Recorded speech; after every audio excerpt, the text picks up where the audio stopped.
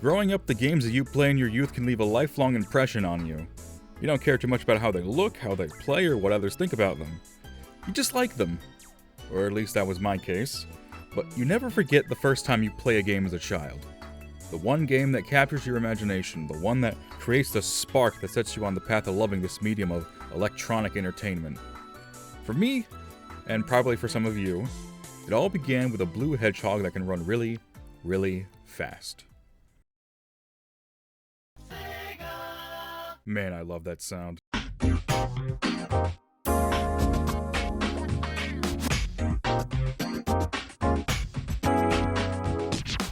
I love Sonic the Hedgehog. It's a series that holds a special place in my heart. The 1991 Genesis original is actually the very first game I ever played in my life. It's the game that I can point to for setting me on the path to being a lifelong fan of video games. It has some things in it that I'm not the biggest fan of, but I think regardless of that, it's a game that I can look back on fondly, for the most part. I don't think I have to go into the premise of Sonic the Hedgehog because it's about as simple as Mario, but for the 5 of you who know absolutely nothing about Sonic the Hedgehog, then this one's for you. There exists a set of legendary gems called Chaos Emeralds, which are said to contain limitless power as well as being the MacGuffins of the entire franchise. The evil scientist Dr. Eggman shows up on South Island, where the mystical gems are said to be located, and starts tearing the place apart to find them, capturing the animals and using them to power his robots. But as is often the case, the Doctor's arch-nemesis, Sonic the Hedgehog, shows up on South Island to foil Eggman's scheme and recover the Chaos Emeralds before overweight Teddy Roosevelt nabs them. Everybody got that? Sonic, like his main competitor Mario, is a 2D platformer. You go from left to right to the end of the level, jumping on robots and dodging traps like spikes, bottomless pits, fireballs. You get the idea.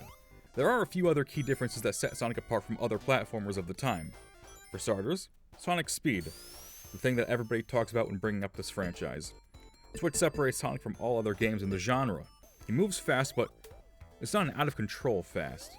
He's got some momentum to him, making him really great to control.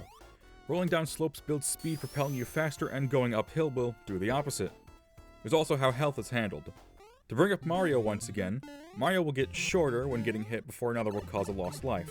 For Sonic, it makes the series equivalent of coins, the rings, important. That's what's keeping you alive. Getting hit while holding onto at least one ring will cause all of them to be scattered around him. As long as you can pick up one, you can take as many hits as you can.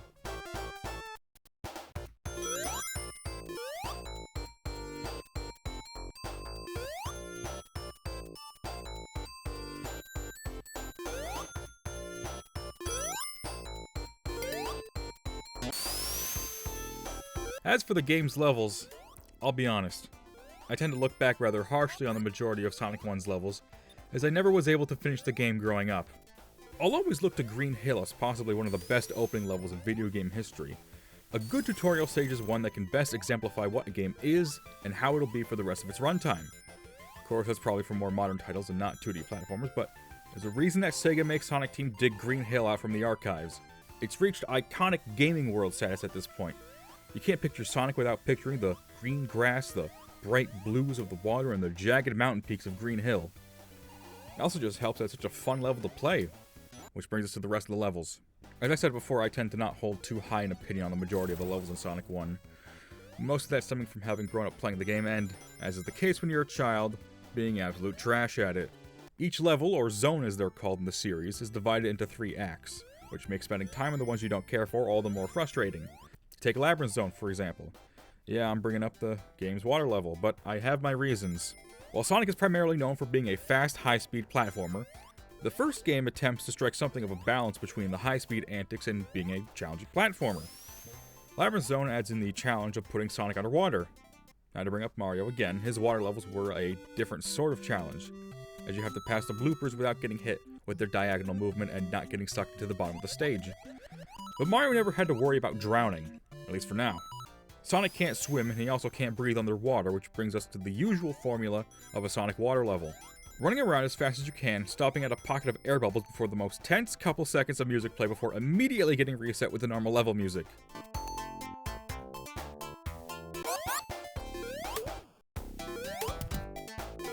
It's not to say that I dislike every level that isn't Green Hill. I've grown to like Marble and Spring Yard, and despite not liking the Badniks and Starlight, it's a fun time. And Scrap Brain throws the kid gloves off and throws everything in the kitchen sink at the player. And the 4th Labyrinth Zone act to boot. Yeah, even if I didn't get that far as a kid, I think I found the reason I played Sonic 2 and 3 a lot more than Sonic 1. I haven't even mentioned the fights against Eggman. They're alright for the most part, they're all extremely easy. Except for one. One boss fight in this game is what I considered, and still do, to be the worst boss fight in the entire series. It all comes back to goddamn Labyrinth Zone. See, the fight with Eggman here isn't the typical one. Instead of a normal fight with the rotund gentleman, he leaves. Heading up a tunnel consisting of spears and fireballs shooting gargoyle statues all the while, the water's rising behind Sonic. So at that point, it's less about trying to keep up to hit Eggman, but more so not getting hit by any of the traps so the knockback doesn't send you further down the level. Because remember, Sonic can't breathe underwater, and there's no air bubbles in this section at all. But something happened to me while I was playing this game again. Something, despite all of the childhood problems I had dealt with still running into them, it had begun to well up. I began to have fun.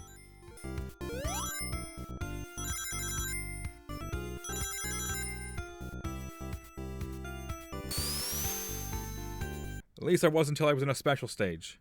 See, in order to acquire the Chaos Emeralds, you have to reach the end of Act 1 or Act 2 with at least 50 rings. Then you jump into this giant ring, which will take you to the special stage. They change depending on the game, but here the special stage is a constantly rotating maze with a trippy-ass background consisting of birds and fish morphing into one another. You have very little control over Sonic in this stage. Most of the time you're stuck at the whim of whatever direction the stage is in, or what angle you hit one of the spring bumpers at. You'll want to avoid those goal bumpers, though, as hitting them will cause you to exit the special stage. What you want to do is follow the stage to these transparent bumpers, pass through them, and have Sonic land on the diamonds surrounding the Chaos Emerald, clearing a way to them. It's easier said than done, as not only is the stage constantly rotating, but those bumpers with an R will cause the stage to turn in the opposite direction, which makes things more of a headache than I'd like. I still hold a lot of fondness for Sonic 1. It's the game that got me into video games. It's the first game I ever played. Are there things that I'm not too keen on in this game? Absolutely. The boss fights are alright, and Labyrinth Zone can suck an egg. Do I think that takes away from my enjoyment of the game? No. I prefer other 2D offerings the series has made, but that original game is always going to hold a special place in my heart.